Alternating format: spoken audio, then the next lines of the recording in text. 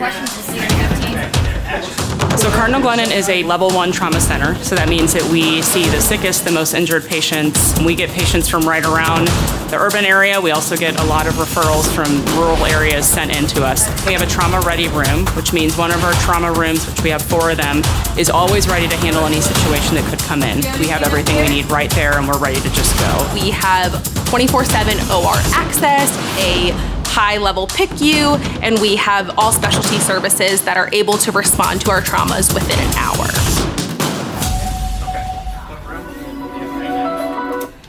This is Cardinal Glennon, go ahead. For any trauma major or minor, they get paged out through our Send Word Now system, and that's my biggest responsibility, to get that page out so that everyone that needs to be there is there. From then, I'm making sure that I have the appropriate amount of staff available to be able to facilitate that trauma, making sure that the appropriate equipment is inside and outside of the room. There's a lot of moving parts with people from many different departments, and keeping the flow within and outside of the room is extremely important for everyone to be able to hear and for everyone to be able to collaborate, to be able to care the best for the patient at that time. Obviously through the back of the head. Registered nurses do a little bit of everything. We have bedside nurses who will be giving meds. They get patients on monitors. And then we also have charting nurses. So as our trauma team is shouting out what the patient looks like in their assessment, the nurse is writing that down and charting that, putting the vitals into the computer, charting whatever meds we're giving. So those are like the 2 main roles when it comes to our nurses and traumas. So as one of the ER physicians, I'm usually standing at the foot of the bed. I'm in charge of the setting until the trauma physician arrives. So I'm helping decide what orders need to be placed, labs and imaging, what plan needs to happen for the patient. Once the trauma physician arrives, then it's more of a partnership and shared decision making. We've got lots of different folks from different perspectives. So the surgeon is perhaps the leader of the team initially, but that surgeon has a ton of extra folks around to help with the care of the patient, the assessment of the patient, the ongoing care during the hospitalization, and then the follow-up.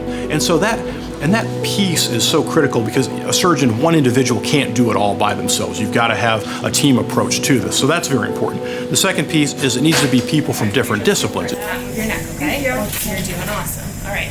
I am a child life specialist, so our job is to kind of focus on the psychosocial needs of a patient, how a patient copes with healthcare stressors.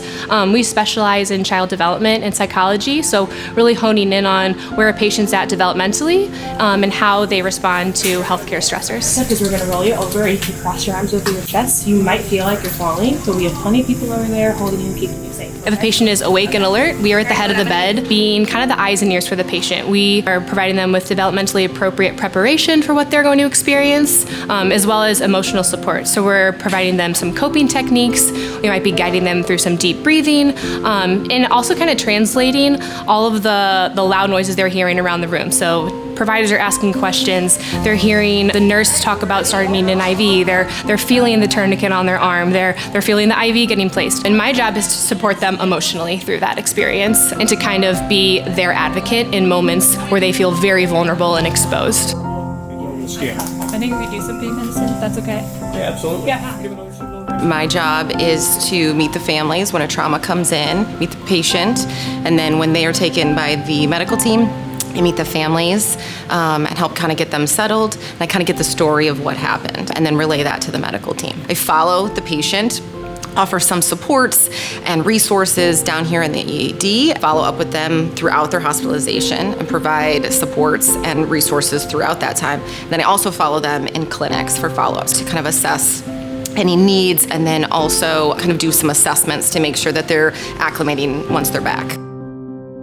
In a trauma case, the chaplains get paged, and when we're on site, we come here immediately, see what's going on. If the families are here, usually our role is to be the liaison for the family, to go and meet them wherever they are, share with them any information that the team has given us to share, and mostly just accompany them. We work with families from all different religious traditions and families that don't have a religious tradition.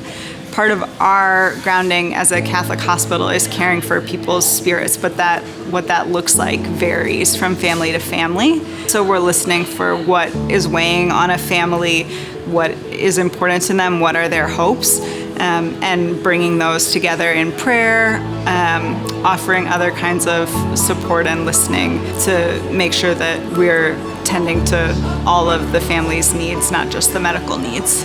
You have to be a person who's committed to come to a place where you serve the underserved. You just go the extra mile for every patient that walks in through these doors. Everybody's looking out for each other. We're all trying to do the best we can to take care of the patient. We care for each other, we care for our patients, and I think we all together have that mission that pediatric patients are where our heart's at. And we're not just treating the traumatic event they experience, we're treating the whole patient here at Glennon.